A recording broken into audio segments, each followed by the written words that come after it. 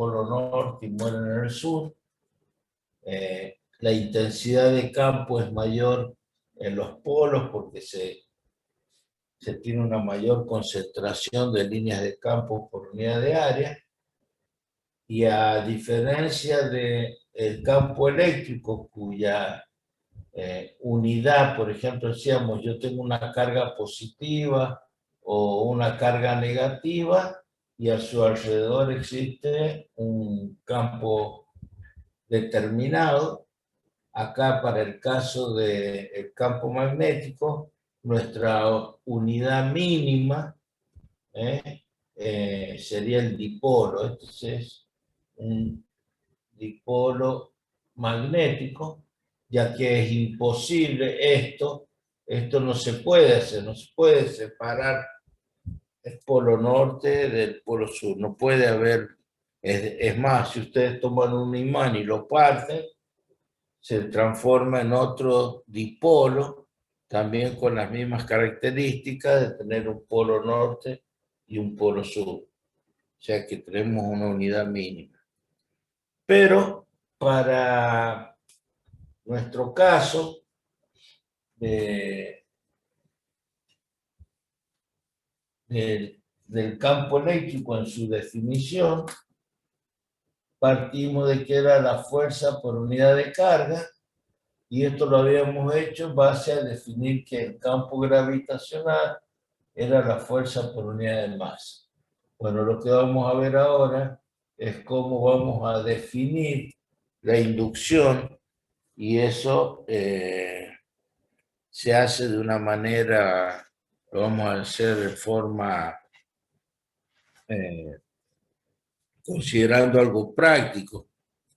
O sea, primero vamos a plantear nuestros objetivos, cuyo primer objetivo va a ser determinar la existencia de un campo magnético, y luego vamos a ver como segundo objetivo cuál es la acción que el campo magnético produce sobre las cargas que se mueven en dicho campo. Vamos a usar como carga de prueba la misma definición de una carga Q sub 0. Vamos a suponer que no existe campo eléctrico en el espacio donde estamos analizando. Tampoco vamos a tener en cuenta la acción de la gravedad. Quiere decir que no existen fuerzas que actúan sobre el cuerpo. Entonces esas son las pautas sobre las cuales nosotros vamos a trabajar, y vamos a hacer una pequeña, un gráfico para ver de qué manera se pone de manifiesto o consideramos tener ese campo y qué propiedades tiene para poder definir la inducción. Entonces vamos a suponer que por esta trayectoria Z y X, vamos a suponer que vamos a lanzar una partícula Q sub 0 cargada. Si no se expresa nada distinto, vamos a considerar que en ella, ella lo hace. Esto va a ir avanzando con una determinada velocidad, y la vamos a suponer ya en ese instante, ahí en el origen. Y vamos a suponer, siempre que tener en cuenta que la velocidad es tangente a la trayectoria, y vamos a suponer que en ese instante que pasa por ese punto de el origen de coordenada, si suponemos que existe en ese campo, en ese espacio, existe, supongamos, vamos a suponer, ¿no?, que existe una inducción, ¿sí? Vamos a considerar que, vamos a hacerlo así, perdón, para que sea más práctico. Se lo voy a cambiar para que ustedes lo entiendan mejor. De que esto sea en esta dirección la velocidad, y vamos a suponer acá que existe una inducción para que se entienda. Acá es perpendicular la velocidad y debido a la existencia de este campo, esa partícula recibe o siente una fuerza que es perpendicular al plano que forman la velocidad y la inducción. Es decir, la partícula viene por esta trayectoria. Yo voy a suponer que acá existe un campo magnético, lo voy a considerar como que existe. Entonces, cuando pasa por este punto, esta es la dirección de la velocidad, voy a suponer que están en cuadratura la velocidad con la inducción. Por lo tanto, en ese instante de tiempo, esa partícula Q sub 0,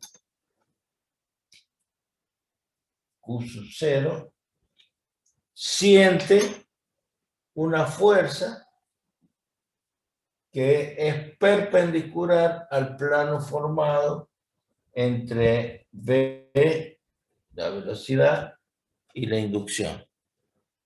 Entonces, acá tenemos para realizar distintas acciones, y esas acciones son las siguientes. Primero, que yo puedo variar la dirección de esta trayectoria que pasa por el origen de ese sistema de eje coordenado. Puedo variar esa dirección sin que cambie la velocidad. O sea, siempre hago que ingrese, pero estaría haciendo un ejercicio de este tipo. Tomando, por ejemplo, esa trayectoria, otra trayectoria, otra, o sea, distintas trayectorias, haciéndolas pasar a la velocidad siempre, ¿sí?, con el mismo módulo, pero en distintas direcciones. Eso sería el primer paso a realizar, y observamos en estas condiciones de que al variar la dirección, al mantenerse siempre, en este caso, la relación entre la inducción y la velocidad, vemos que la fuerza siempre es perpendicular a la velocidad, ¿no? Siempre perpendicular. Acá, si quieren, pueden marcar. Bueno, este Q sub 0 lo pongo acá, y acá marco esto. Siempre va a ser perpendicular la fuerza a la velocidad, pero esta fuerza va a cambiar en magnitud por el solo hecho de cambiar la dirección. Si cambio la dirección, esta fuerza se puede agrandar, se puede achicar o se puede hacer cero. Pero va a haber una dirección para la cual esa fuerza se puede anular o alcance un valor máximo. Entonces, ya para poder definir a la inducción como tal, yo voy a quedarme con la definición o con la dirección que hace que esa fuerza perpendicular sea máxima. Por lo tanto, aprovechando esa situación, vamos a definir a la inducción como la fuerza perpendicular por unidad de carga y por unidad de velocidad. O sea, ya no es tan sencillo definir a la magnitud, ¿no?, de la inducción, como lo hacíamos con el campo eléctrico, a través de una comparación con el campo gravitatorio. En este caso, hay ciertas condiciones que esta definición, ¿no?, de la inducción tiene que cumplir. Y hemos dicho que siempre esta fuerza es perpendicular a la velocidad. Por lo tanto, si yo lanzo esa partícula Q sub 0 con una determinada velocidad por el punto P y se observa que aparece esta fuerza F, que se llama una fuerza lateral, se tiende a desviarlo lateralmente a esa partícula. Y si, como hemos dicho, que no existe campo eléctrico en el espacio, ni actúa la gravedad, ni hay ninguna fuerza externa que incida sobre esa partícula, esa fuerza es una fuerza que va a tener que cumplir. Lo voy a poner a ver si se ve acá, con la condición de que F sea igual a Q sub 0 por B vectorial B. Esa sería la condición que debe cumplir la fuerza. Porque hemos dicho que la fuerza siempre va a ser perpendicular al plano que forman B y la inducción, la velocidad y la inducción. Por lo tanto, tienen que cumplir con las reglas del producto, vectorial. Es decir, si yo hago el desarrollo, esto sería F igual a Q sub 0 por B, por el módulo de B, por el seno del ángulo, llamémosle θ, donde este es el ángulo θ, el formado entre el vector velocidad y el vector inducción. Entonces, a partir de esa definición, podemos decir que esa fuerza puede ser en un caso 0, en otro caso puede ser también 0 si sucede, ya vamos a notar otras condiciones, o cuándo va a ser máxima. Bueno, ¿cuándo va a ser máxima? Cuando este ángulo valga ¿cuánto? Cuando θ valga ¿cuánto en el producto vectorial? 90, profe. 90 grados. O sea, estaríamos en este caso, ¿sí? En este caso, es un caso, por eso lo dibujé desprofeso así, en donde la velocidad es perpendicular a la inducción. θ, 90 grados. ¿Cuándo va a ser 0? Y va a ser 0, por ejemplo, cuando la velocidad sea 0. Este no puede ser 0. Estamos buscando el valor de la inducción, no va a ser 0. ¿Y para qué otro caso esta fuerza puede ser 0?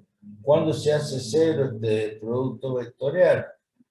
Cuando el ángulo es de por 0 grado. ejemplo, 0 grados, θ igual 0 grados. O sea, que para que eso suceda, una dirección de desplazamiento de la inducción, de la velocidad, tendría que ir en la dirección del campo o en contraposición, ¿sí? Porque por este punto, ya hemos dicho, pasan infinitas direcciones. Entonces, un caso probable es cuando F es máximo, es cuando hay un ángulo de 90 grados, o 0 cuando la dirección o la partícula se desplaza en la dirección del campo o en contraposición, o sea que también puede ser 180 grados. Entonces, como conclusión,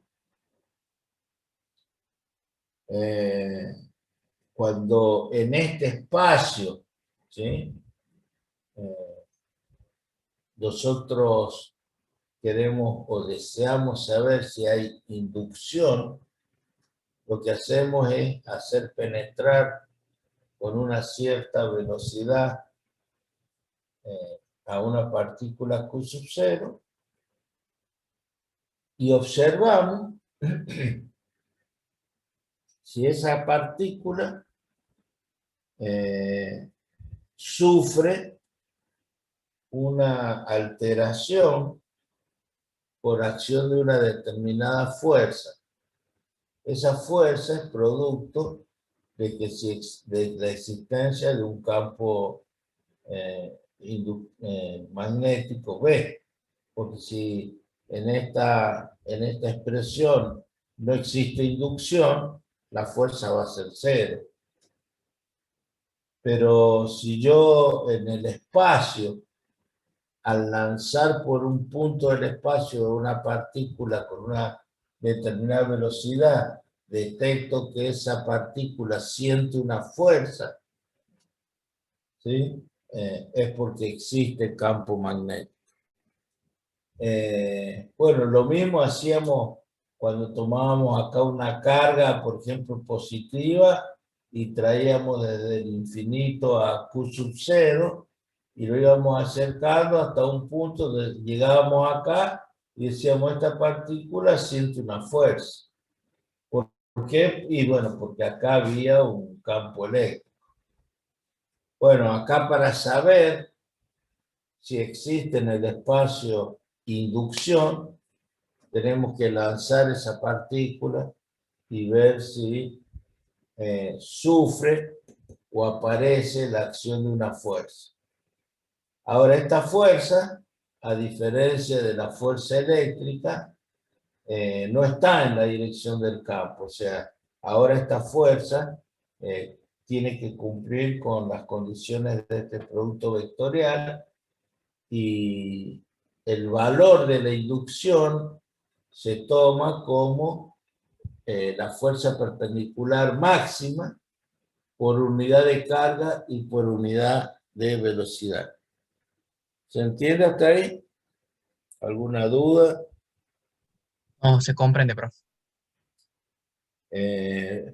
Cuidado que acá la definición de la inducción, como dije, ya no es tan sencilla, sino que acá hay que hacer distintas experiencias, que como dije es primero lanzar la partícula en distintas direcciones, manteniendo la velocidad, el valor de la velocidad, y observando qué pasa con la fuerza, para luego sí poder definir que existe una dirección para la cual se hace 0 y otra máxima, y quedándonos con la fuerza perpendicular que es máxima, podemos definir a la inducción B. De hecho, acá si despejamos la fuerza de acá, estaríamos en esta expresión donde nos dice que la fuerza es un vector resultante del producto vectorial entre la velocidad y la inducción, donde esa fuerza siempre, por definición del producto vectorial, siempre tiene que ser perpendicular a este plano que se forma acá, ¿no? Acá hay un plano, que sería el XY, y el sentido que va a tener esa fuerza también responde a las reglas del producto vectorial. Por supuesto, acá no es, como hablamos de la regla del producto vectorial, sabemos que no es conmutativo, o sea, no es correcto hacer Q sub 0 inducción vectorial B. Siempre va a ser de esta manera. Entonces, lo que nos queda definir, ¿puedo borrar acá? Profe, discúlpeme si me había ido el internet. Me perdí la explicación de qué es exactamente la inducción magnética. Es la intensidad del campo. Así como acá decíamos, tengo un campo eléctrico, acá estoy diciendo, suponiendo que existe una inducción, un valor, ¿sí? Se representa con vectores y es el campo magnético. Esa inducción magnética, la manera de definirla analíticamente, ya no es como el campo eléctrico, que se definía como la fuerza por vía de carga. Ahora hay que definirla como la fuerza perpendicular por unidad de carga y por unidad de velocidad. Entonces, esa definición se hace en base a estas experiencias que estuve nombrando acá, haciendo pasar una carga de prueba por un punto del espacio, donde se supone que hay una inducción, y manteniendo el módulo de la velocidad constante, pero variando la dirección. Y se observa que para cada dirección, al cambiar la dirección, cambia la magnitud de la fuerza. Por ende, al variar, vamos a encontrar que existe un valor, ¿sí? Una dirección de velocidad para la cual esa fuerza se hace máxima o nula. Bueno, para poder definir la inducción, tomamos la fuerza perpendicular máxima y se define la inducción como la fuerza perpendicular máxima por unidad de carga y por unidad de longitud, de velocidad. ¿Se entiende? Sí, profe, perfecto. O sea, la manera de definir ahora a la inducción ya no es tan directa como decir fuerza por unidad de carga. Acá no podría decir fuerza por unidad de carga porque estaría dejando de lado la magnitud de la velocidad. Y está claro que esa fuerza depende de la dirección que tenga la velocidad con respecto a la inducción y que cumple con las reglas del producto vectorial. Por eso hemos dicho, esa fuerza que siente la partícula puede ser cero si la velocidad, o si yo la ingreso a la partícula en esta dirección, en la dirección del campo, o en contraposición, y no va a haber fuerza. No se va, la partícula no va a recibir ninguna fuerza, pero va a ser máxima cuando el ángulo entre la inducción y la velocidad sea 90 grados. O sea que esta partícula va a venir por acá, pero cuando llegue acá va a sentir una fuerza, o sea, la va a sacar de su trayectoria, la va a hacer desplazar. ¿Por qué? Porque existe una fuerza, en este caso nosotros la venimos nombrando como fuerza, pero se la conoce como fuerza lateral.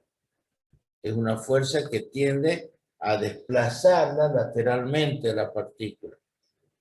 Y ya vamos a ver más adelante, el principio de funcionamiento de los aceleradores de partículas. El Betatron, por ejemplo.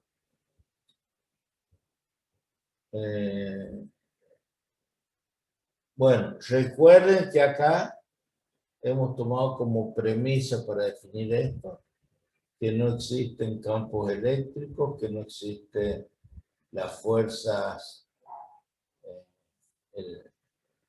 gravitacionales y que no existe ninguna otra fuerza que esté actuando sobre la partícula.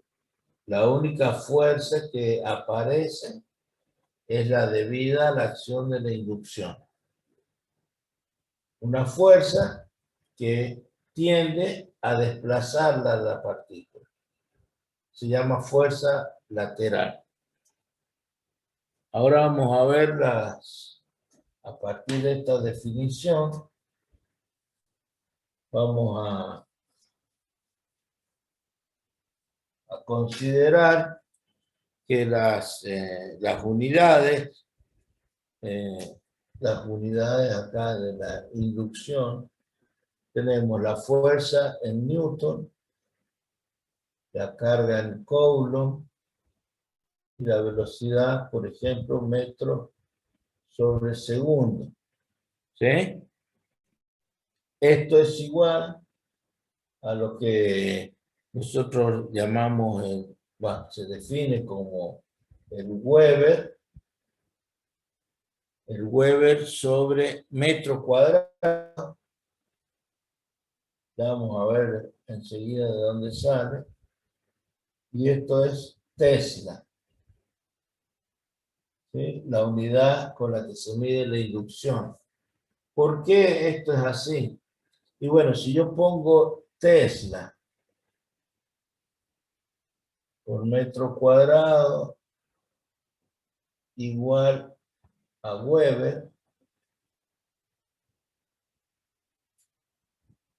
bueno, el flujo phi es la integral de la inducción B diferencial de S. O sea, el Weber es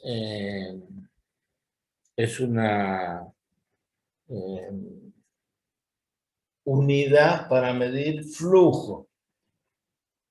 Pero de esta misma expresión, nosotros podemos obtener, fíjense que si yo pongo este segundo aquí abajo, me quedaría la inducción igual a Newton, Coulomb sobre segundo por metro.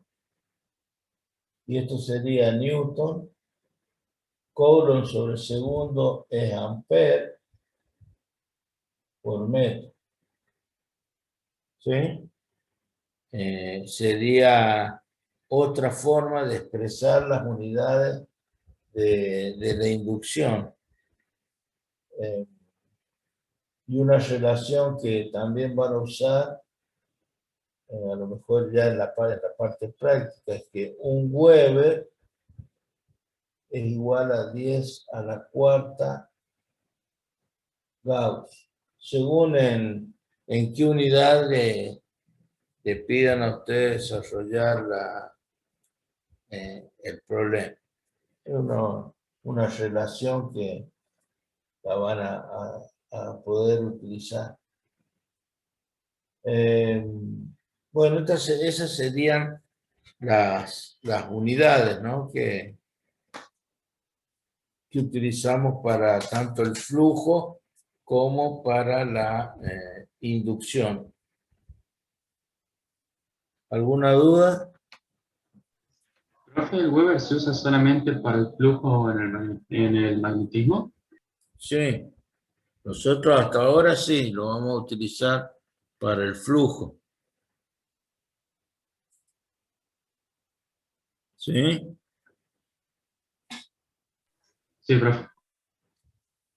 Pero fíjense que Vamos a borrar un poco.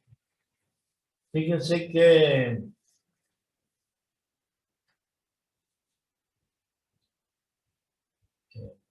qué curioso que es decir, bueno, si por aquí está pasando Z, X, Y, si acá yo tuviese una, supóngase,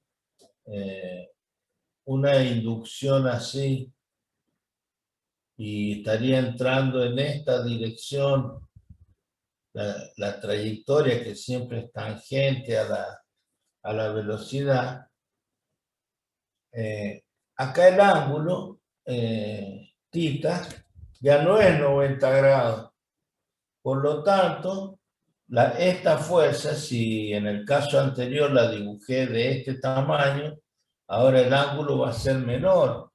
O sea, al solo hecho de tener que F es igual a Q sub 0 por B vectorial B, y esto es Q sub 0 por B por el seno del ángulo, nosotros sabemos que esta función varía, ¿no es cierto? Si representamos, si sabemos, el seno varía entre 1 menos 1, ¿no es cierto?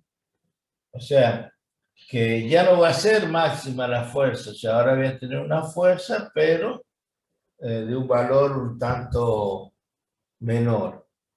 Pero ahora la pregunta es, ¿qué pasa si ahora yo digo, mire, en este espacio existe un campo eléctrico, un determinado campo eléctrico?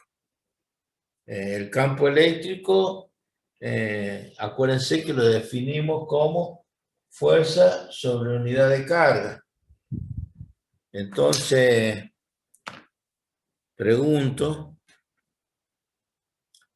¿cuánto valdrá la magnitud de la fuerza que siente esta partícula Q sub 0 que está ingresando por esa trayectoria?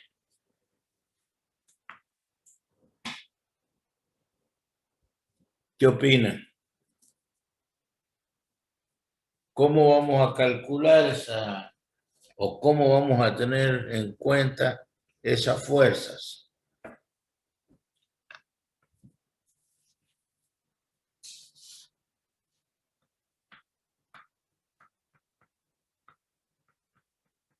Profe, una pregunta. ¿Dónde estaría situado exactamente el campo eléctrico?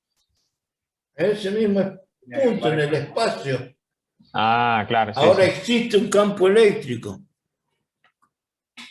O sea, la carga ahora va a sentir el efecto de la inducción y del campo eléctrico, porque en este espacio hay un campo eléctrico y hay una inducción. Son dos situaciones que afectan a la carga.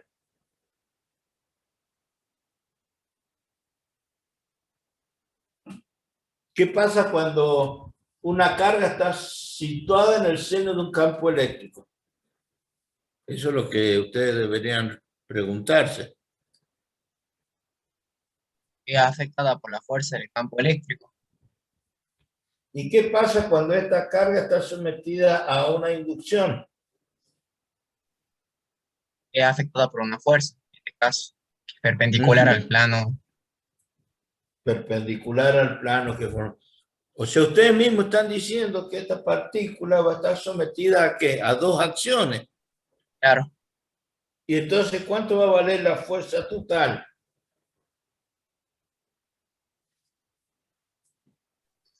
Si es que están en la misma dirección, entonces la sumatoria de ambas fuerzas. No, no sé si la misma dirección. ¿Por qué la misma dirección?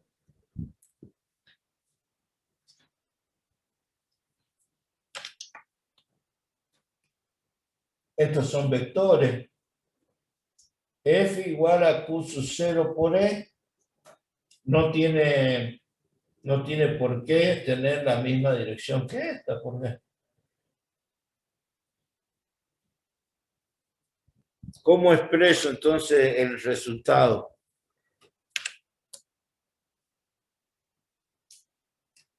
esta partícula va a sentir una fuerza debida al campo eléctrico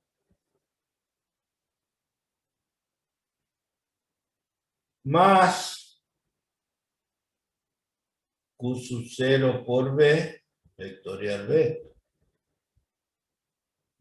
¿Sí? Pero estas son sumas ¿de qué?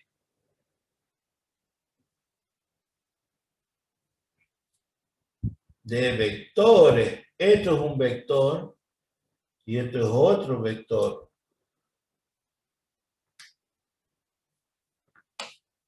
¿Se entiende? Sí, profe. ¿Y esto por qué lo puedo hacer? ¿Por qué es válido eso?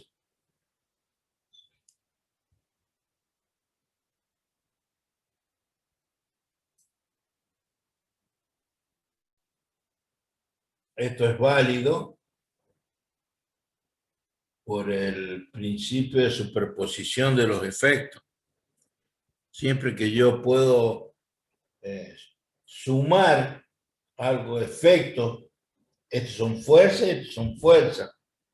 Entonces yo, en ese caso, puedo sumar esos efectos, ¿está bien? Y por ese principio es válido obtener una fuerza resultante como suma de dos vectores, porque esto es un vector que va a estar en esta dirección, y no sé, supónganse que el campo eléctrico esté así, en esta dirección, y bueno, el resultado, la composición de los dos efectos va a ser que la partícula Q sub 0 esté sometida o esté solicitada por dos acciones. Una fuerza en una dirección por el efecto de la inducción y otra fuerza dada por la acción del campo eléctrico. Y como fuerza resultante tendré la composición. ¿Se entiende? Sí, profe, se entiende. Bueno. Cuidado con esto, porque trabajar con vectores es fundamental. Ahora, al principio, cuando empezamos a desarrollar el tema, dijimos, no vamos a considerar fuerzas gravitacionales y no vamos a considerar ninguna otra fuerza que esté actuando sobre la partícula. Y si acá tuviese, estoy en presencia de una cierta gravedad,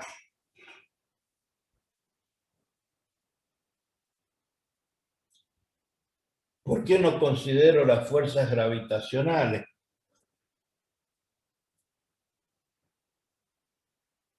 Entonces, para poder responderme esa pregunta, tendría que saber cómo son las fuerzas gravitacionales con respecto a las fuerzas eléctricas y con respecto a las fuerzas magnéticas y con respecto a las fuerzas intermoleculares.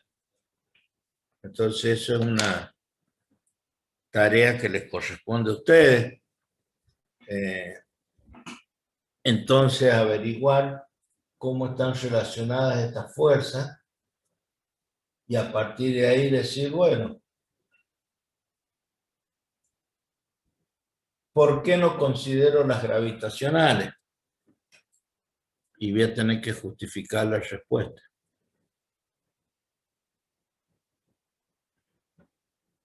¿Se entiende? Sí. Es una pregunta que los obliga a ustedes a indagar por qué si debo o no considerar las fuerzas gravitacionales.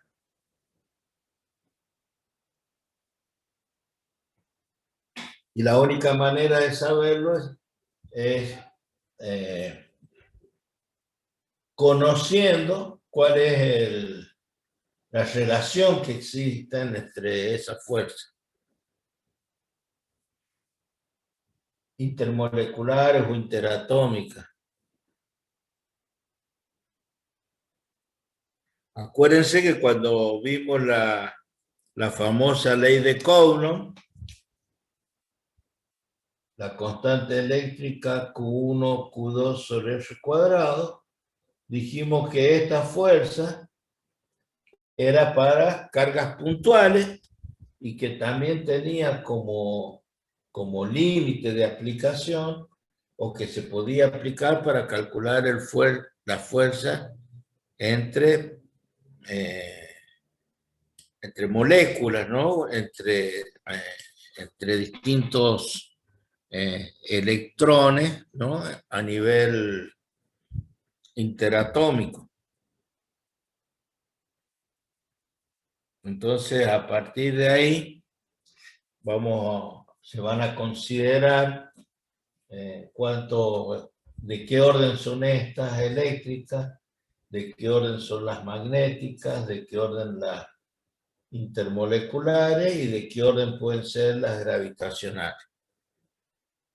Y después, de acuerdo al problema, podré decir, bueno, acá las gravitacionales las agrego o no las agrego, las intermoleculares las agrego o no las agrego, en función de la respuesta que obtengan de esa investigación.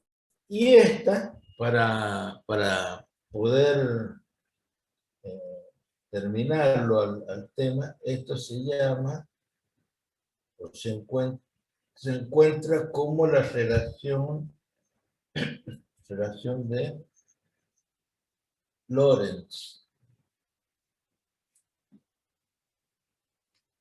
La relación de Lorentz.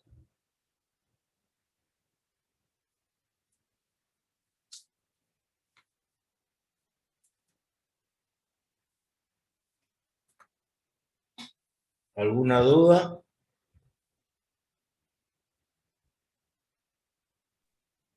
No, Desde mi parte, no. Bueno, recuerden que en el transcurrir de la historia,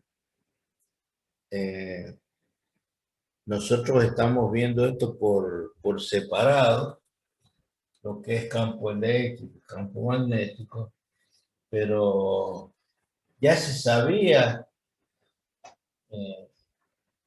que había una relación íntima entre campo eléctrico y campo magnético, porque el estudio decía que cuando por este conductor circulaba una cierta corriente, a su alrededor, ya lo vamos a ver, existe una inducción, un campo magnético.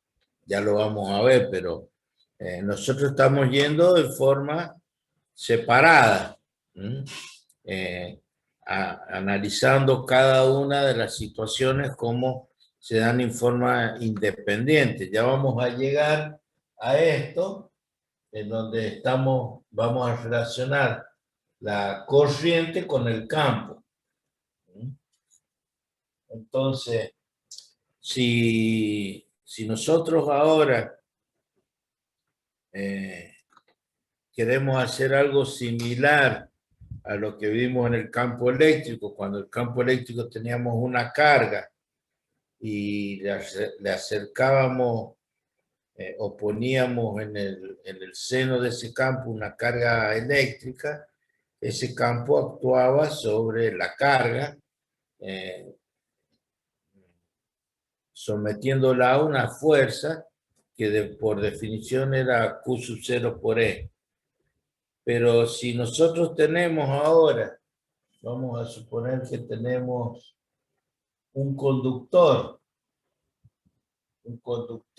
en donde vamos a considerar que tenemos un campo magnético que está actuando sobre el conductor en una, digamos, en una relación particular, donde acá podemos poner que, a ver, esto tiene una determinada longitud y vamos a considerar que la corriente o que los portadores de carga se mueven en una dirección, por lo tanto acá vamos a tener un campo eléctrico, ¿no? Que va, o una corriente, digamos, en dirección contraria a la del portador. Vamos a considerar que esto actúa así. Recuerden que siempre nosotros hacemos una simplificación del problema. En este caso, vamos a considerar que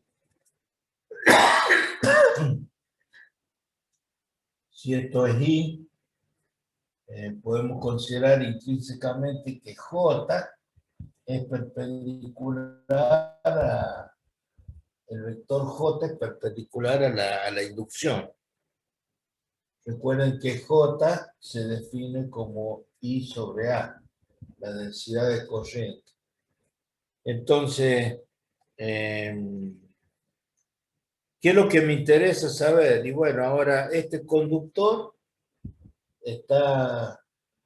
este conductor está circulando una cierta cantidad de portador. O sea, tengo una corriente eléctrica, estoy en condiciones electrocinéticas. Entonces, yo quiero saber qué es lo que le pasa o qué va a suceder con este conductor que está sometido a este campo. Y bueno, una de las formas de poder llegar a establecer qué le sucede es, nosotros sabemos, supongamos que tengo N, vamos a llamar al número de electrones, el número de portadores o electrones, por unidad de volumen, sabiendo que esto tiene un área, esto va a tener una longitud, tengo un número de portadores, sería la densidad de carga por unidad de volumen. Entonces, mire, es fácil, si yo acá tengo un portador y yo puedo calcular la fuerza que siente ese electrón por acción de este campo, y bueno, después si en este volumen hay N número de portadores, voy a extender la fuerza que siente un portador, la voy a multiplicar por N portadores. ¿Se entiende? Sí. O sea, es fácil decir que F' sería la fuerza que siente este portador.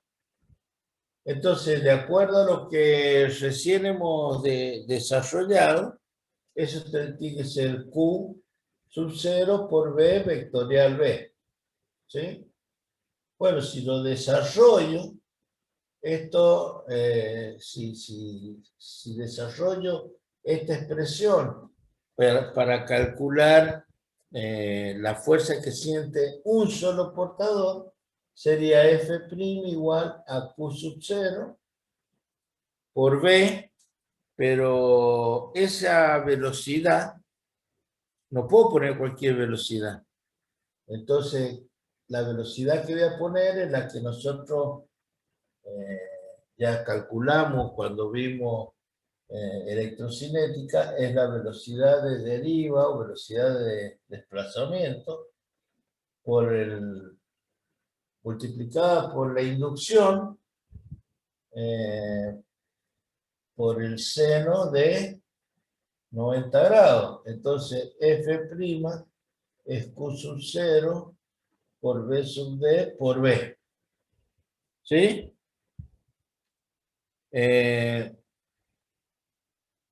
También recordemos que B sub D es J sobre N por E. Es la velocidad de desplazamiento. Entonces ahora nuestra fuerza total, ¿sí? Primero, si quieren acá, reemplacemos para que quede Q sub 0, J sobre N por E por B. Y la fuerza total, le llamemos a la fuerza que va a sentir ese conductor, va a ser N veces la F', ese número de portadores. ¿Y cómo hago para calcular ese número de portadores? Y bueno, ese número de portadores no es ni más ni menos que el valor de la fuerza F' por la densidad, por el volumen que tiene ese conductor. O sea, F total va a ser el número N, la densidad, por A por L, ¿sí?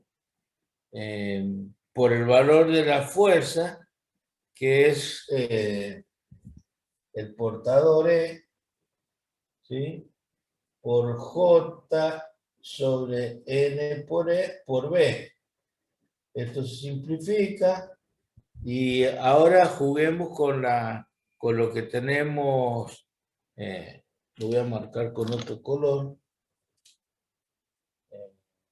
De acá, fíjense que de acá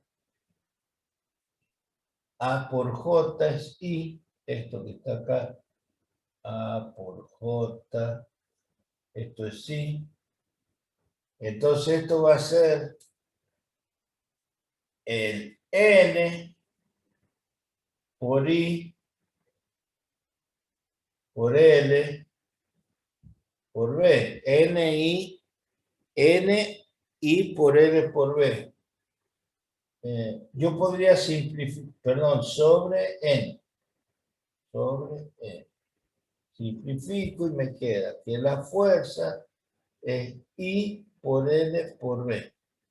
O sea, cuando yo quiera conocer qué fuerza le está imprimiendo este campo a este conductor, y bueno, si por él circula una cierta cantidad de corriente dada en amperes, y este conductor tiene una longitud dada en centímetro o en metro, y la multiplico por la inducción, voy a tener la fuerza total. Profe, disculpe, una pregunta. Sí. ¿Qué es lo que nos permite hacer el paso de Q sub 0, es decir, de la carga de prueba a E? Y porque el portador de carga en un conductor que circula corriente son los electrones. Siempre hemos dicho que la carga mínima, ¿no es cierto? En este caso una carga de prueba, pero acá lo que se está moviendo es un portador de carga. Por eso tomo un electrón, ¿sí? Y acá cuando yo calculé la velocidad de desplazamiento, lo hice para un portador de carga. Por eso tomé el valor de E, que es la mínima carga que puedo tener acá, un portador, un electrón, 1,6 por 10 a la menos 19 coulombs. Pero esta expresión es válida para cuando yo tengo la inducción perpendicular al conductor. Y si no estuviese perpendicular al conductor, en términos generales, va a ser F igual a I por N vectorial B. ¿Sí? Más precisamente, F igual, no tomar como que siempre va a ser un valor de F total, sino tomaremos un diferencial de fuerza y por diferencial de N vectorial B. Y de esa manera tenemos las expresiones generales que nos permiten calcular las fuerzas que siente un conductor para cuando este campo no sea perpendicular. En definitiva, van a trabajar con esto o con esto. Este es el caso particular. Ahora ya, fíjense que yo deseo poner que esta expresión, esta, es coincidente con la que vimos, coincidente con esta que está. Su formato, ¿no? Si esto fuese por 90, por el seno de 90, ¿sí? O sea, tendríamos una relación equivalente a la que vimos Q sub 0 por B vectorial B, como valor de la fuerza. Es decir, lo puedo poner por, a ver si se ve ahí. Yo puedo poner que F igual a Q sub 0 por B vectorial B es equivalente a tomar I por L vectorial B. Son equivalentes. Porque acá estoy tomando una carga, ¿sí? Y acá estoy tomando una corriente total.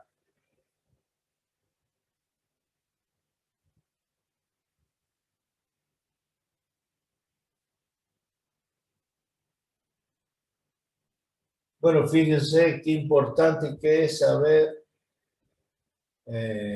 la acción que produce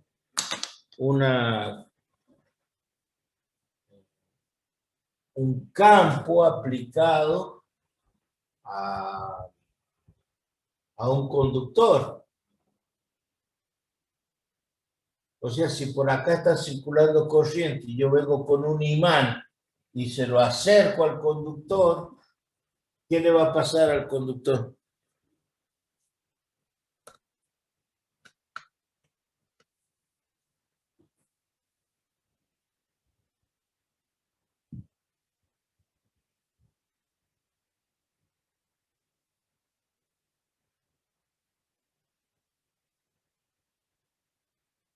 Disculpe, Bruce, ¿cuál fue la pregunta?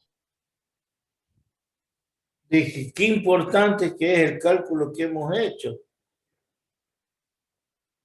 Tengo una inducción que está actuando sobre un conductor. Entonces, ¿qué pasa si yo tengo un conductor por el cual circula corriente y le acerco un imán? Acercarle un imán es lo mismo que someterlo a una inducción. Entonces la pregunta es, ¿qué le va a pasar al conductor?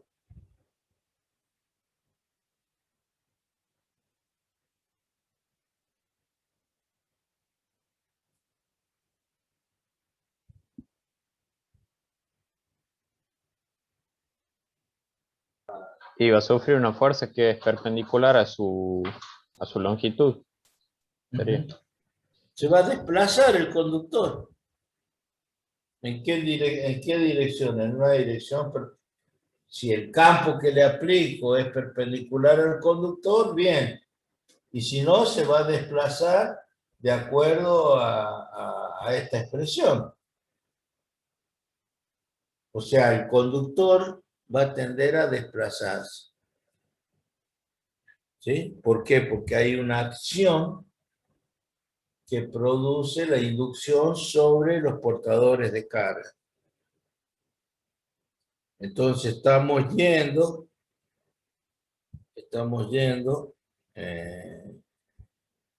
ahora nos estamos acercando en forma comparativa a lo que vimos en campo eléctrico. Antes nosotros dijimos, bueno, ¿qué pasa si coloco una carga en el seno de un campo eléctrico? Bueno, ahora, ¿qué pasa si coloco n cargas en el seno de un campo magnético? Bueno, ahora sé lo que le pasa a un conductor.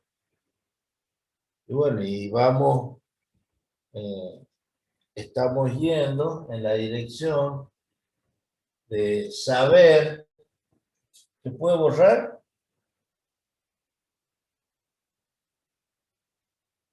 Por mí sí, profe.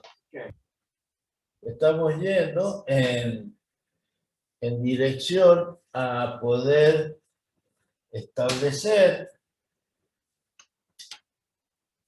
qué le pasa a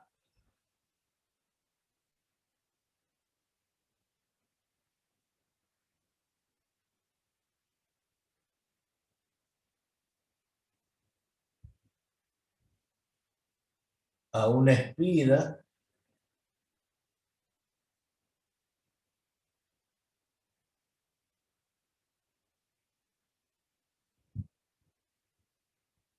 Este es un campo magnético. Vamos a considerar que esta sea una espira que tiene longitudes A por B, que está haciendo, que circula por ese conductor, esa espira, por una corriente I, y vamos a considerar, vamos a dibujar vamos a tomar el eje.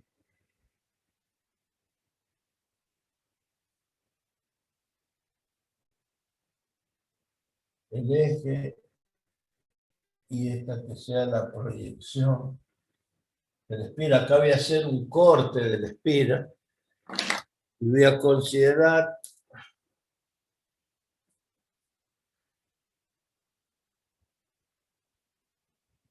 F1, acá que actúe F2, F3 y acá F4.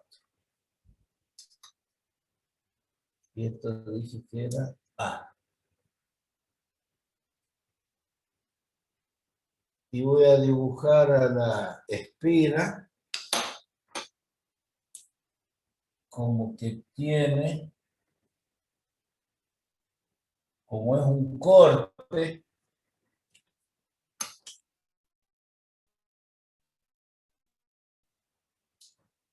esto va a ser, o sea, la espira está inclinada con respecto al campo. Este es el campo magnético.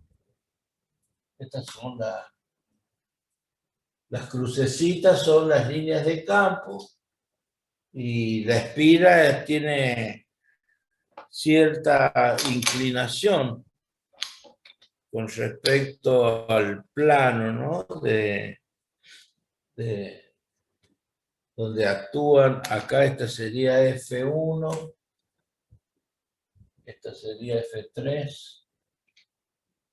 También vamos a dibujar una recta perpendicular. La recta le vamos a llamar N',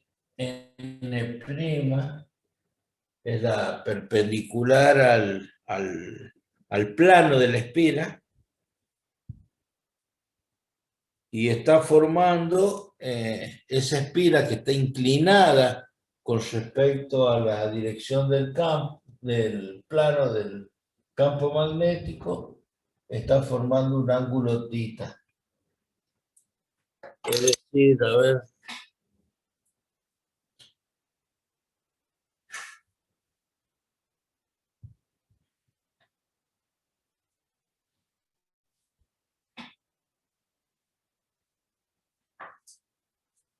Supongamos que en forma perpendicular tengo las líneas de campo. Bueno, la espira no está puesta así. La espira está inclinada, ¿sí? Con respecto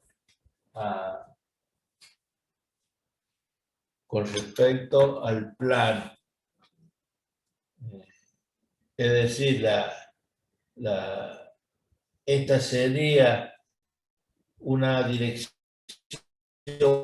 perpendicular, si la espira estuviese perpendicular, pero no, yo tengo las líneas de campo y la espira está con una cierta inclinación, por ejemplo así, ¿no? Con respecto al plano del campo, a la dirección del campo. O sea que el flujo, ya por definición de flujo, ya podemos decir que no va a ser, el flujo magnético no va a ser máximo, porque la espira está inclinada.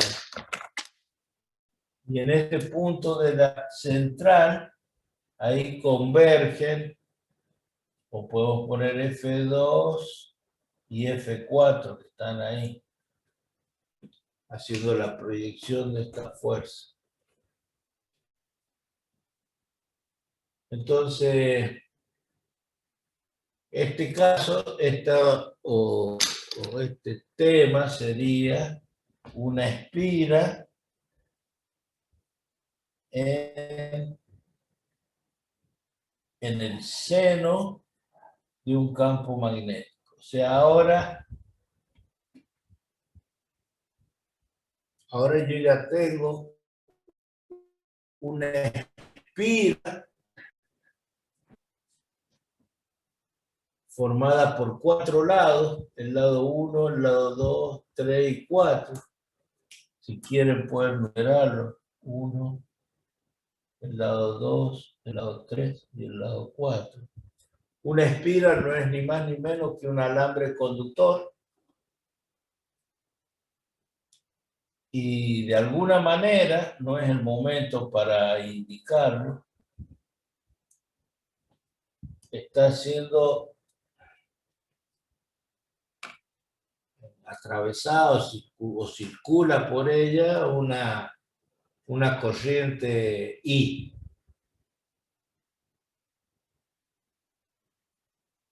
Entonces tenemos que analizar qué le pasa a esa espira.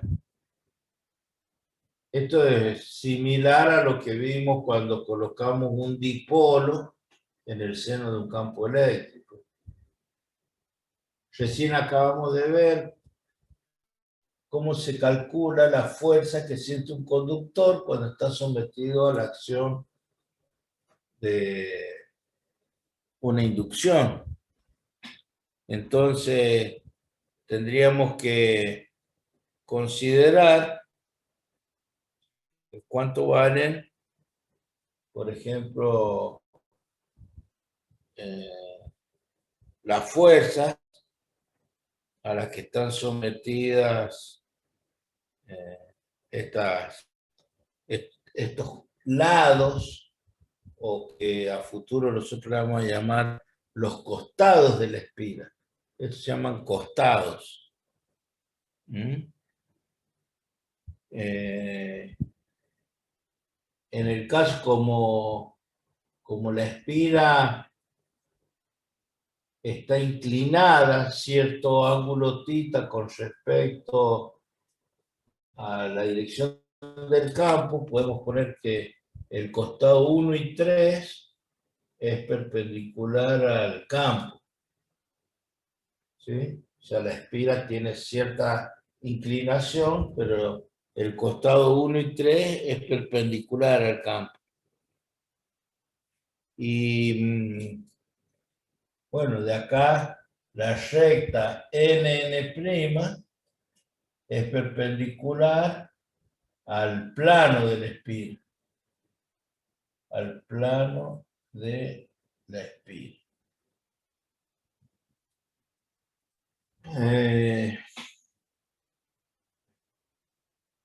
Bueno, lo primero que tengo que hacer es calcular, recordando que la fuerza es Q sub 0 por B vectorial B, o que la fuerza es I por L vectorial B.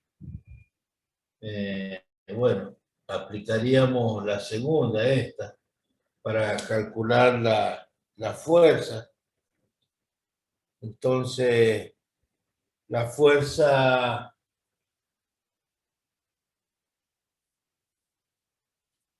F1, F2, F3 y F4, debería yo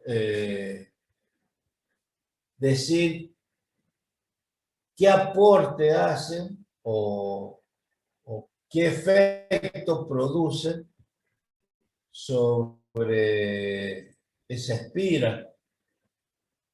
Porque por lo que veo acá, F2 y F4 están en la misma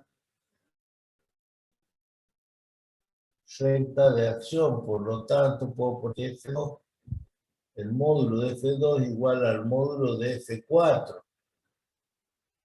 ¿Por qué? Porque la corriente es la misma, porque la longitud es la misma y la inducción a la que están sometidos es la misma. Entonces, F2 igual a menos F4. O sea que estas dos fuerzas no van a hacer ningún aporte neto al movimiento de la espira. Se anulan, son fuerzas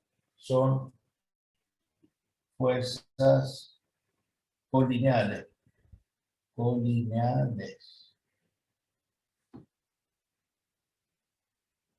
Pero F1 y F3, F1 y el módulo son iguales, pero no son colineales. O sea, no actúan en una misma recta de acción, se ve acá. Entonces deberé calcular cuánto vale, por ejemplo, esa magnitud.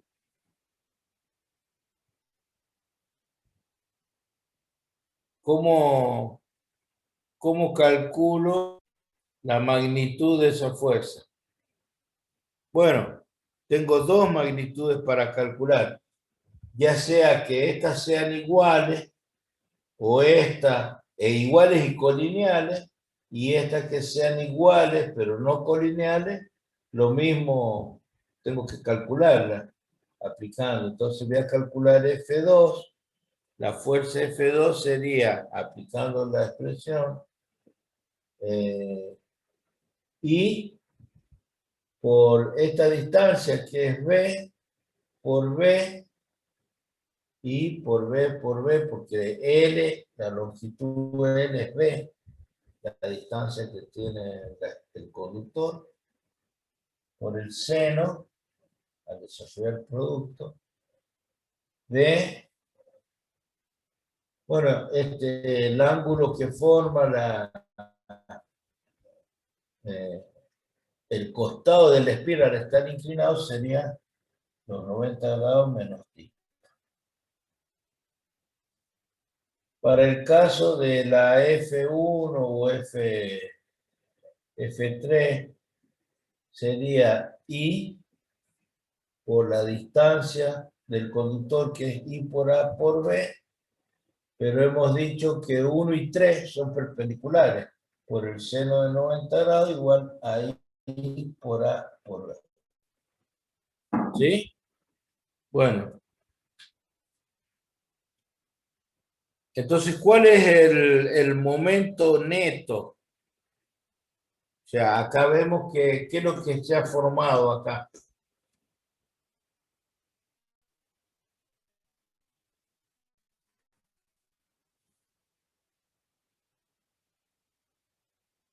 ¿Esa espira está sometida a qué?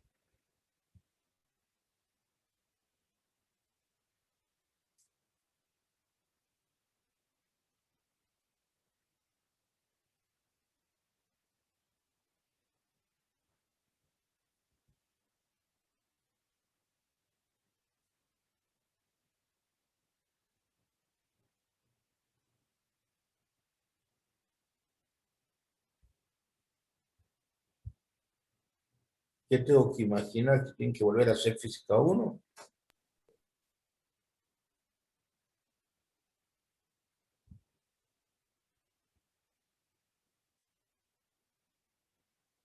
¿Qué conforman estas dos fuerzas? ¿Sería, profe, un dipolo? Un dipolo. No, una torca, puede ser. Un dipolo. ¿Qué dipolo? Si no hay... ya hemos dicho que no existen dipolos separados.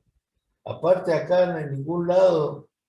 Acá está representado el campo magnético. La acción del campo magnético, sus líneas de campo, son igualmente espaciadas. Por lo tanto, estamos diciendo que este es un campo magnético que ya deberían saber por su representación gráfica cómo es el campo. ¿Y qué pasa cuando hay dos fuerzas que actúan en contraposición y que son de igual magnitud?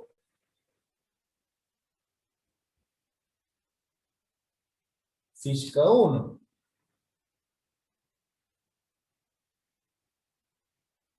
¿Qué son, Jesús? Una torta. Una torca, una cupla. Una torca, una cupla.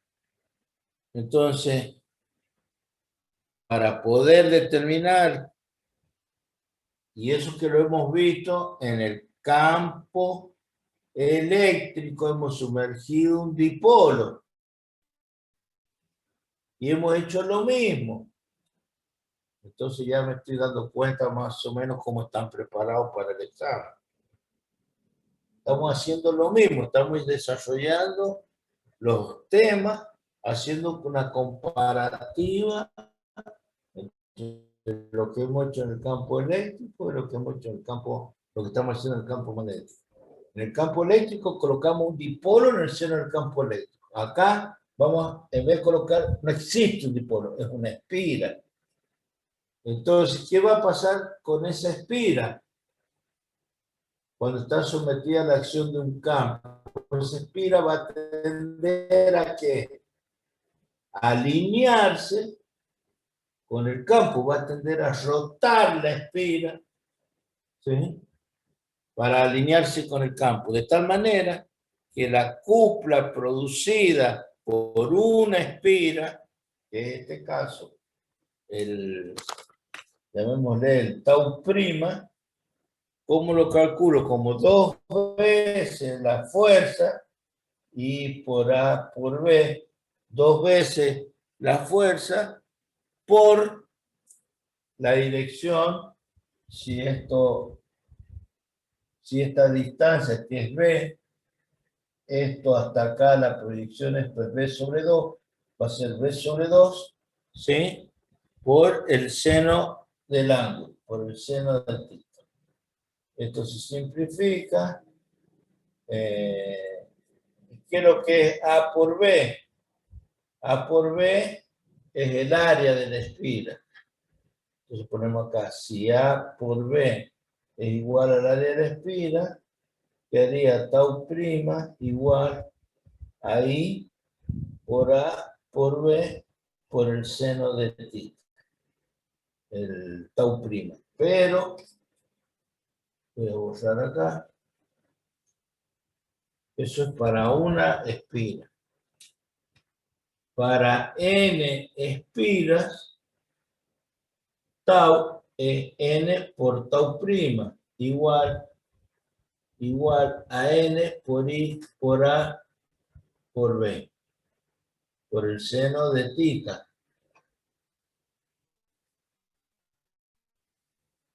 En términos generales, el tau, vamos a hacer lo siguiente. Si esto es la corriente, si este es el vector que representa el área y la corriente que atraviesa la espina, vamos a llamar mu al producto I por A, un vector que es perpendicular, este le vamos a llamar mu, y este es A, el área de la espira, y esta era la corriente. Este se llama, lo vamos a escribir acá, mu igual al momento dipolar magnético. Entonces, tau, dije que era mu igual a I por A, N por mu por B por el seno de tita. Entonces, si considero que tengo muchas espiras, ¿sí? El tau va a ser mu vectorial B en términos genéricos. Y esta expresión es equivalente a mu como P vectorial E, P por E. Esto es para campo eléctrico, esto es para campo magnético. P por E, cuando colocábamos un dipolo en el seno del campo eléctrico.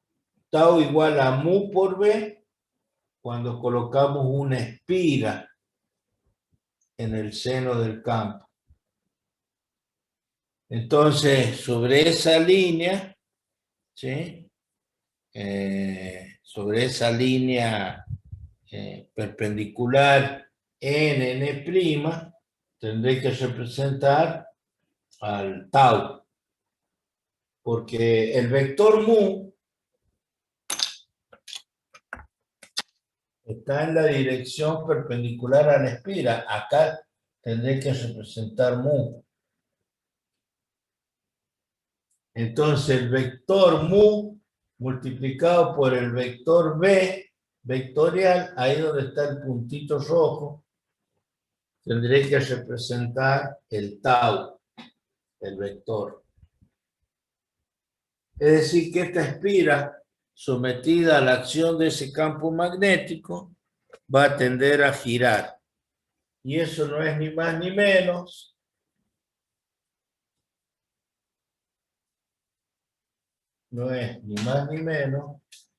que lo que sucede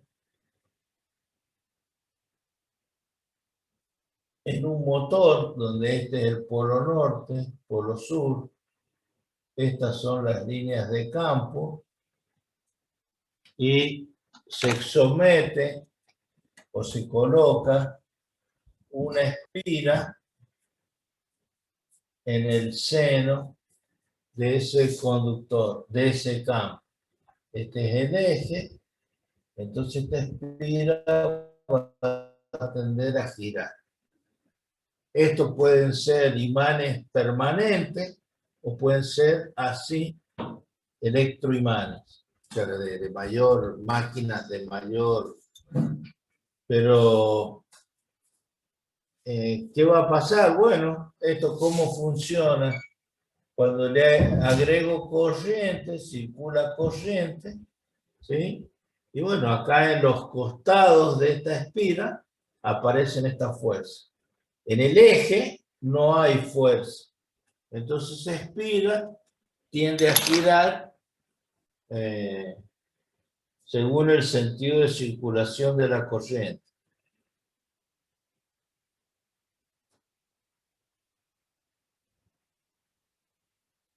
Principio de funcionamiento de los motores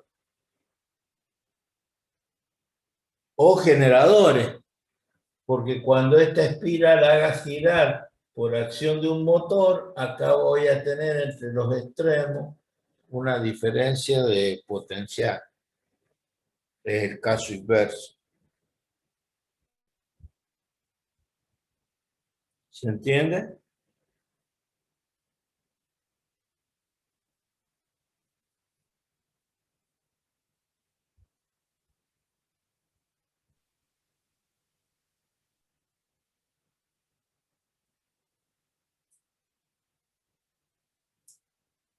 ¿Alguna duda?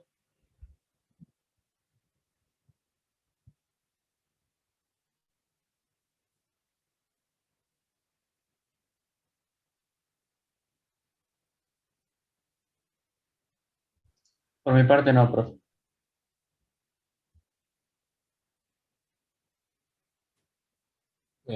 A ver, vamos a revisar acá.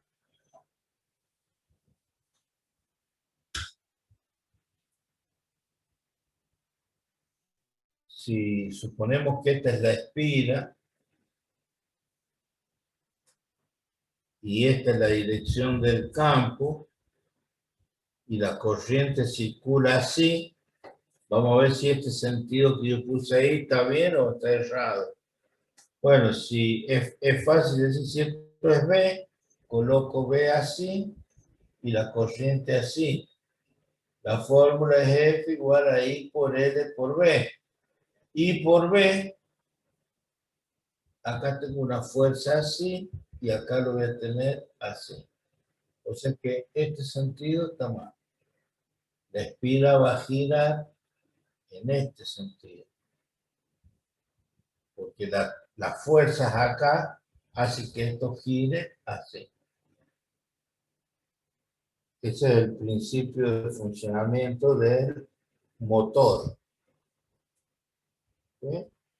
Le aplico corriente y gira y me va a otorgar acá un par que se llama un par motor, una cupla sobre ese eje.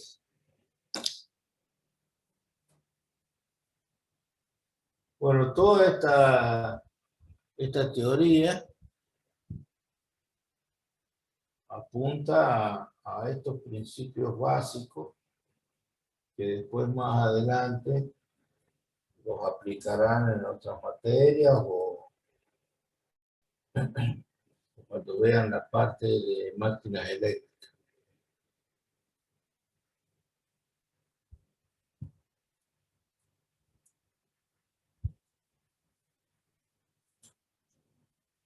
¿Alguna duda?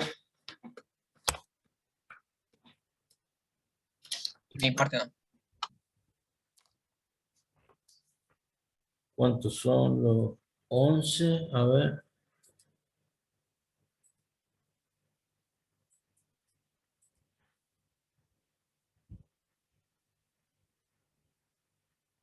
Bustamante, José Ruiz, Jesús Ruiz, Santiago Vergara, Ronaldo Franco, Leandro Esteban, Fuente, Murucci, Barrer.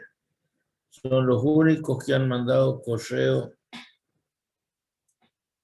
a mi dirección. No empecemos el miércoles, por favor. A mí no me llegó el parcial, a mí no me llegó, no sé qué es lo que... Si ustedes no me mandan una dirección de correo, no van a recibir el parcial. ¿Está claro? O sea, no hay otra manera de rendir que me manden la dirección de correo.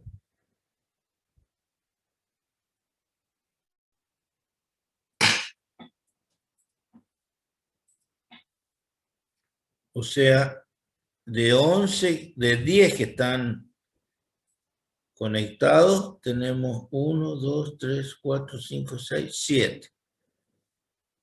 No sé quiénes son los otros, a ver, los que no hayan mandado.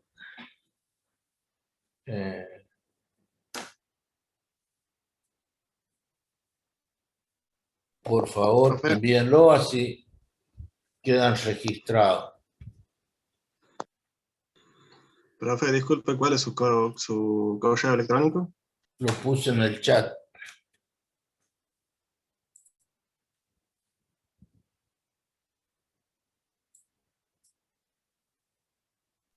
No lo veo. Yo Puede sí, ser que un poquito tarde. pero yo sí lo estoy viendo, quiere decir que todavía está. ¿Me lo puede dictar, por favor? No.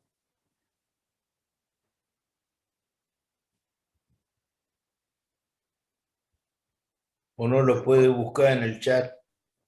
No, profe, pasa que si entra un poco tarde, él ya no ve los mensajes que se mandaron antes de que él entró. Claro, ahí le Claro, copié y le pegué. Porque es no verdad lo filtran, que dice. Los que entran después de que mando el mensaje no lo pueden ver. Entonces estará ausente, si entró tarde. Sí, disculpe, profe. Ay, gracias, Leandro. Ahí lo puse. ¿Lo ve ahora? Sí, ahora lo veo. Bueno. Estamos volviendo a recalcar lo mismo, a respetar los horarios, a conectar las cámaras. El día miércoles, el que no tenga la cámara enfocada al área de trabajo, no lo voy a dejar rendir. Así que tómense todos los recaudos para cumplir con las normas que se exigen desde la universidad para rendir en forma virtual. Micrófonos conectados, cámaras conectadas y respetar los tiempos que se les den para resolver y que envíen las respuestas. Si tienen que hacer una justificación, ya les dije, la van a hacer, la van a escanear y la van a mandar a la dirección de correo. Si yo decido que el problema teórico o el examen teórico va a ser a través de un formulario tipo multiple choice, contestarán el multiple choice en la cantidad de tiempo que se designe. Si yo digo, vamos a empezar el miércoles a las 18:40, 18:40 van a recibir el formulario y si dice que va a tardar 20 minutos para resolver N cantidad de preguntas, son 20 minutos. No empezar a los 20 minutos a ver si lo puedo mandar, si no lo puedo mandar. O sea, ustedes ya han tenido la experiencia en la física 1, en química, o sea, los trabajos con el campus, ya los conocen. Si decido hacerlo a través del campus, también se va a poner en un sector de física 2 una tarea que se les va a habilitar, ahí van a tener el cuestionario y lo que deban responder a través de si tienen que subir ahí algún archivo. Y si no, lo mandan directamente a la dirección de correo que yo les he puesto. Entonces, asegúrense de haber enviado su correcta dirección de correo.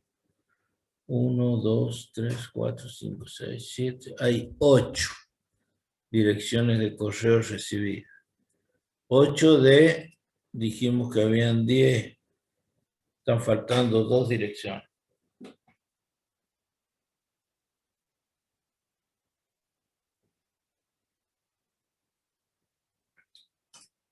Bueno,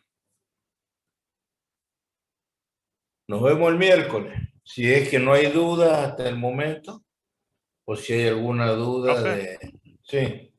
En el formulario de eso que venimos rindiendo nosotros, que nos manda el link, ahí también tiene una opción para que le subamos un archivo. Si es que no quiere que después le lleguen muchos correos, habilita esa opción para que en el mismo formulario adjuntemos un archivo. Sí, lo que pasa es que de una u otra manera yo los tengo que resguardar a las respuestas, porque es como cuando se rinde en la manera presencial, a ustedes, por ejemplo, se les da para que lo hagan escrito y ustedes lo devuelven a la hoja o las hojas que han ocupado y nosotros los tenemos que guardar a esas respuestas. Por eso da lo mismo que me lo manden al formulario o al correo. de alguna u otra forma yo los tengo que sacar de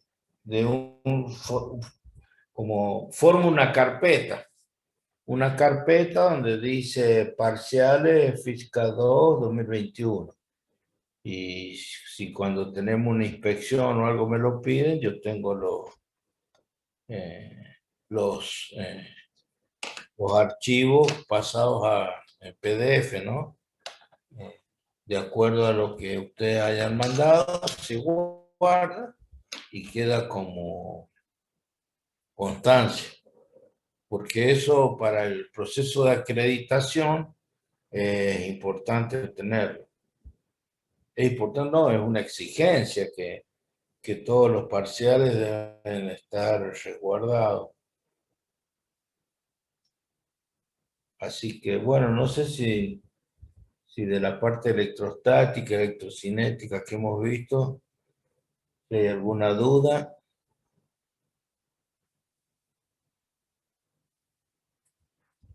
Profe, yo tengo una pregunta, porque en la parte práctica el profe nos dio un ejercicio de que para resolverlo, bueno, me puse a leer y no me quedó muy claro el ejercicio. Después resolvimos en clase, digamos, pero tampoco no terminó de quedar claro. ¿Qué es el caso, que no sé si usted sabe, pero es el caso de un circuito que tiene capacitores en paralelo, pero que le dicen con polaridad invertida, que es como ¿Que si tienen quedasen en qué, fase. perdón? ¿Que tienen qué? Polaridad invertida, como si quedasen en fase los capacitores. No sé si me entienden. Cuando son dos capacitores en paralelo, pero que tienen la polaridad invertida. No sé de qué ejercicio se trata, pero a ver si... ¿Capacitores en serio o en paralelo, me decís? Sí, es un circuito capacitor en paralelo. Ahí tengo dos capacitores en paralelo. Sí. Sí. Y solo que, digamos, está la placa positiva. Este es positivo, negativo, este es negativo y positivo. Exactamente, bro. Exactamente. Y eso es como tener dos fuentes en contraposición.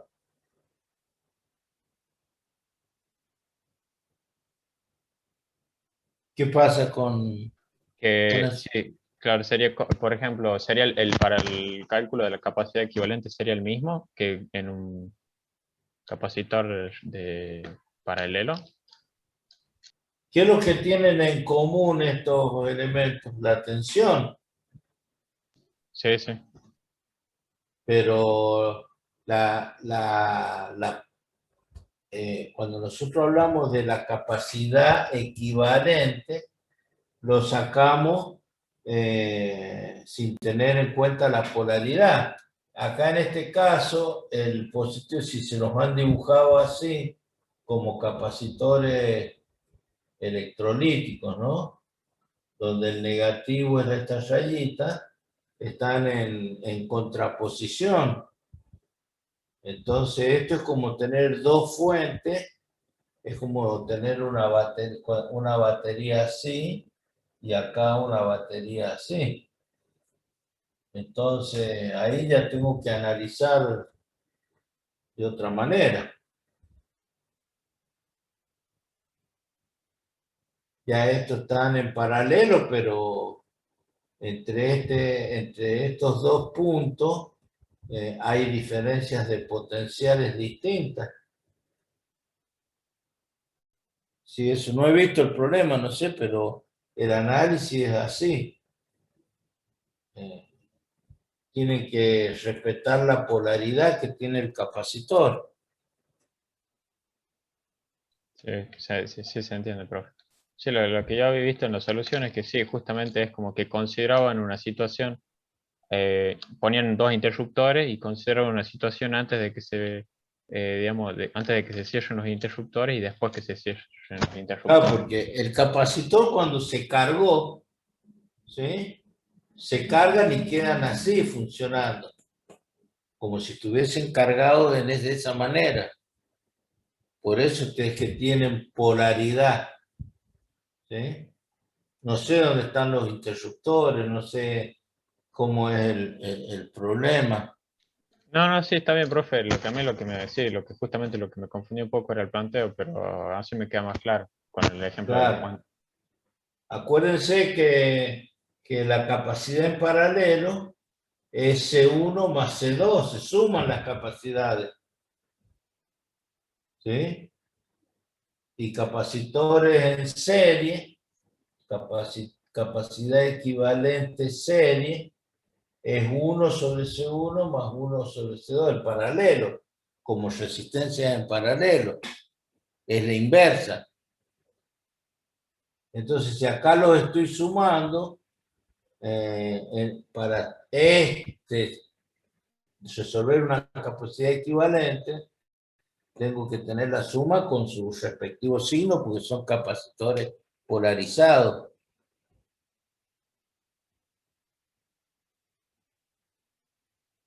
¿Se entiende? Sí, profe. Ahora me quedó más claro. Bueno. ¿Alguna otra duda? Profe, disculpe, ¿Bien? yo tengo una duda con la Sí. parte de dieléctricos, porque estaba leyendo el libro de Szymanski y en el mismo libro dice que cuando se introduce un dieléctrico sirve para aumentar al máximo la diferencia de potencial, pero a su vez después en la otra página dice que la diferencia de potencial con un dieléctrico presente se reduce en un factor K. Sí, eso lo hemos visto.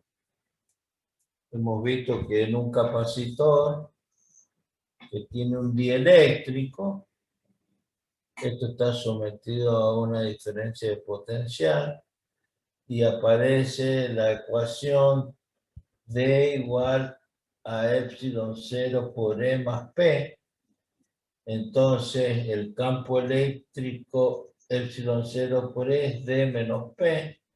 Entonces este campo, debido al campo eléctrico de las cargas libres, menos la polarización que se produce en el dieléctrico, el campo resultante se ve disminuido. Entonces, como el voltaje es E por D, al disminuir el campo eléctrico, disminuye el potencial, y la capacidad es la relación entre Q y B. Si disminuye el potencial, aumenta la capacidad por el efecto de la polarización. La polarización lo que hace es reducir el campo eléctrico disponible, por ende disminuye el potencial y aumenta la capacidad. Ah, ¿Se perfecto, profe, entiende? gracias. Sí, es que me resultaba raro que el libro diga primero que se aumentaba y después que se reducía por eso. Pero gracias, ahora ¿Cómo entiendo. que se aumentaba? Claro, en la primera parte dice que la función de un dieléctrico es aumentar al máximo la diferencia de potencial.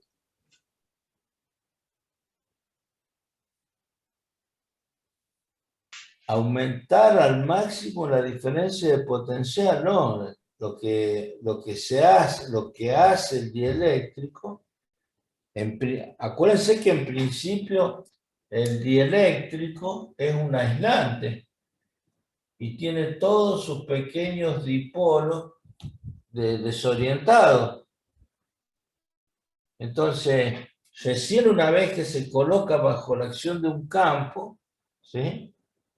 Ese potencial se ve disminuido en cuanto, y bueno, mayor va a ser el aumento de la capacidad cuanto mayor sea la disminución de potencial, debido a que se orienten mayor cantidad de dipolos eléctricos.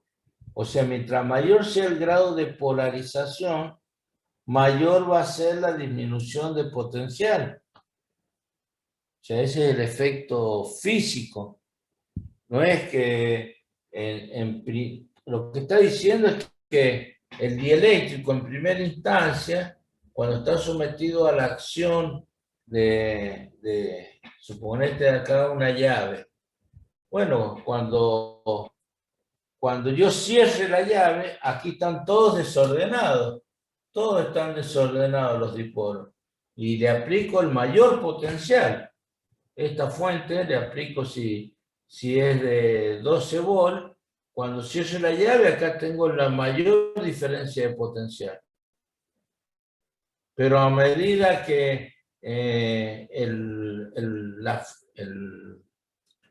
campo eléctrico comienza a ordenar estos dipolos, se crea un campo eléctrico que va en contraposición de que se produce en las placas, que son las cargas libres, y estas son cargas inducidas. Bueno, las cargas libres producen este campo, las inducidas producen este. El campo resultante, ¿cómo es? Y el campo resultante es así, disminuye. Por ende, disminuye el potencial entre los extremos y aumenta la capacidad. Ese es el efecto y está demostrado en una ecuación vectorial. El campo eléctrico resultante es D menos P. Si querés verlo de otra manera, acá sería el desplazamiento, el campo eléctrico resultante, es el campo eléctrico de las cargas libres, más P, pero P tiene sentido contrario, que es el efecto de la polarización por la orientación de los dipolos eléctricos. Es una suma vectorial. ¿Se entiende? Sí, profe, muchas gracias. ¿Alguna otra duda?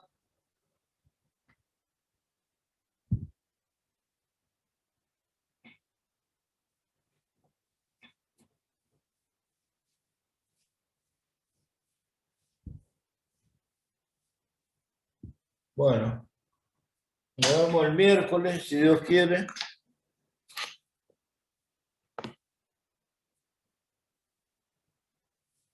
Bueno, profe, nos vemos. Bueno, profe, Que ande nos bien. estamos Hasta viendo. luego, profe, que esté bien. Hasta luego. Nos vemos, profe.